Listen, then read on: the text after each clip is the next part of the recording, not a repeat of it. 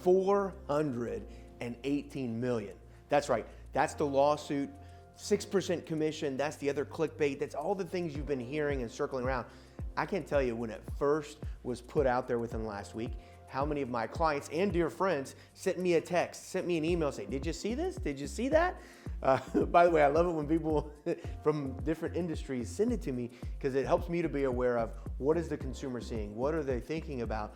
I want to be really clear on what it is on a national, international landscape, what it looks like, because it's going to be different based on the local communities. I want to be clear about what it actually meant.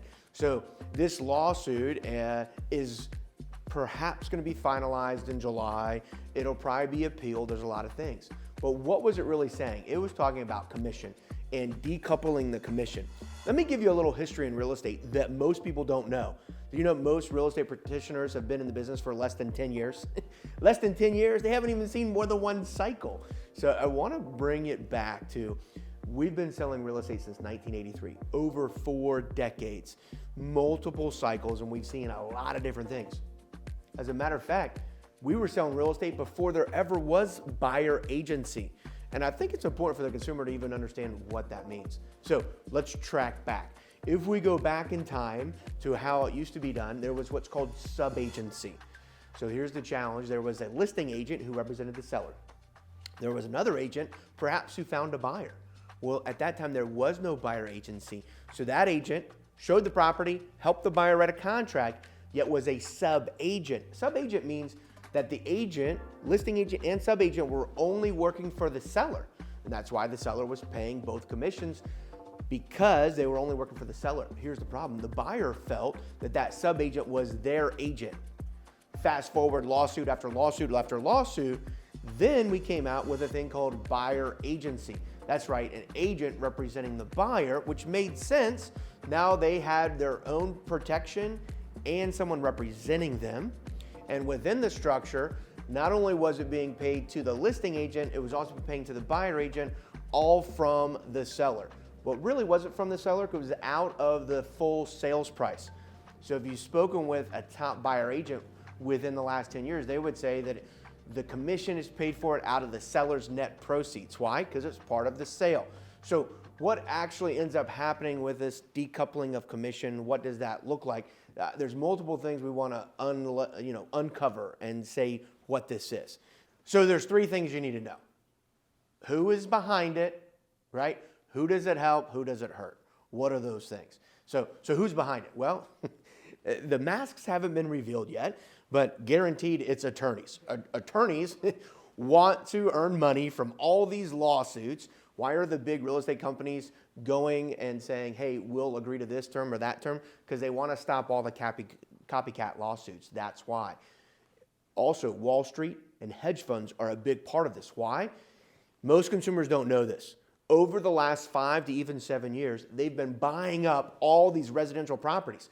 If you want to know why there's no inventory, yes, interest rates and people want to stay put, but these huge hedge funds and Wall Street have come in and bought thousands upon thousands of residential homes, buying up blocks of homes, 100 at a time, 300 at a time, and removing all the inventory so they can control it. So they can up the rental economy and what that can look like as long-term holds. Well, so why would they be behind it? Because by decoupling it, it gives them an opportunity to lower their cost basis and provide higher returns for the people that buy into their holdings, right? So be very aware of where this is coming from. The problem is this: it's not coming from the mindset of we're going to help the consumer. Now, should there be a conversation about commission? Yes, and there always has been. We have always told our buyers and our sellers what the commission looks like, what it could look like, what's the difference, and who's responsible. Here's the biggest challenge. This decoupling of commission. Think about this. If you're a first-time buyer, you've now scraped up the savings to have your down payment. Maybe, like it's been, with no inventory, it's a competitive market. You can't get the seller to help with closing costs. So the buyer's going to have their down payment of 3 to 5%. Then they're going to have their closing costs, which is usually 2 to 2.5%. And now they're going to have to figure out how can they pay to be represented in order to get the best terms and the best home. Well, a lot of people are going to have to forego that now because they don't have that additional cash. As a matter of fact, Fannie Mae and Freddie Mac are going to have to change everything they do. The biggest loss we're going to see nationwide is for our veterans. Why? Because our veterans, with current lending and legal structure, cannot pay anything for representation. As a matter of fact, at the Nellis Group, we actually pay one of the fees that are brokerage charges for the veteran. They themselves can't pay it. So you're going to have a complete restructuring of how lending laws are done. Now, some of you are thinking, yeah, but they could put it in seller concessions or this or that. If there's 5 offers and 2 of those offers are cash, who's going to lose? It's going to be that first-time buyer, that veteran, that person who doesn't have additional money. Another real estate agent I know said, this is going to cause an even bigger gap or widening. That's true. Think about it this way outside of real estate. Think about all the tax laws that are in place so that we're going to tax the rich. We're going to tax the rich. It doesn't happen. What happens? The rich hire attorneys and tax advisors to zero base their expenses, and they don't pay any taxes. Who gets hurt? Typically the middle and lower class.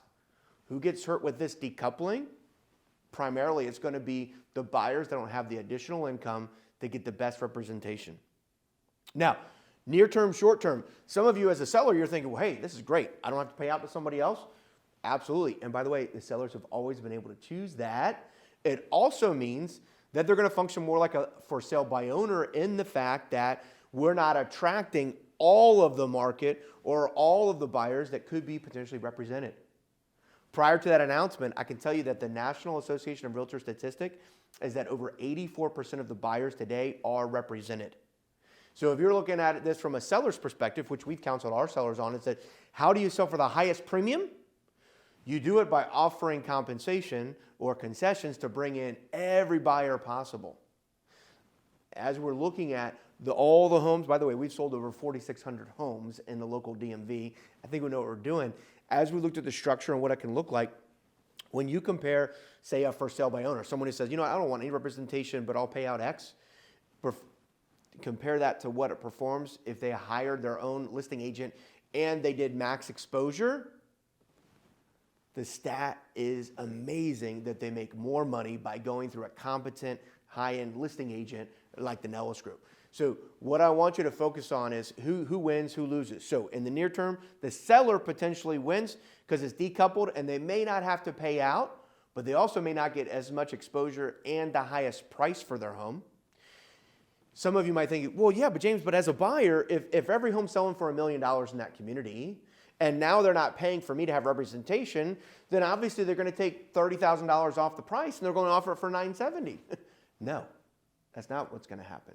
In the near term, the sellers are going to say, well, Joe sold for $1 million. Susie sold for $1.5 million. I'm worth at least $1 million, maybe more. I'm going to put it on at that. And they're going to expect to sell for the same. So there is no inherent discount to the buyer, right? For the near term. Down the road, could it change? Possibly. But they're going to typically trade just like the stocks. It traded for that. It traded for that. Think of it this way. There's another way to think about it. A new home builder. A new home builder advertises a compensation paid to an agent that sources a buyer, that brings a buyer to that new home.